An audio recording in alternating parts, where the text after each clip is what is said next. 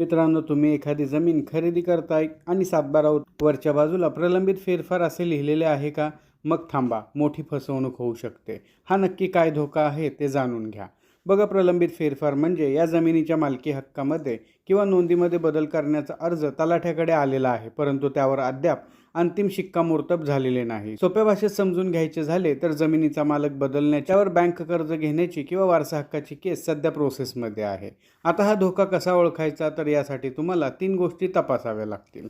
यामधील पहिली गोष्ट म्हणजे कदाचित सध्याचा मालक तुम्हाला जमीन विकत असतानाच पाठीमागे दुसऱ्या कोणासोबत तरी त्याचा खरेदी खत किंवा कोर्टाचा वाद सुरू असू शकतो. त्याचप्रमाणे मालकाने जमिनीवर बँकेचे कर्ज काढलेले असेल आणि त्याची नोंद व्हायची बाकी, किंवा मग इतर वारसांना डावलून जमीन विकली जात असेल तर त्यांनी घेतलेला आक्षेप तेथे प्रलंबित असू शकतो. मग यापासून वाचायचे असेल तर त्या प्रलंबित फेरफार क्रमांकाचे तक्रार रजिस्टर काढून घ्या.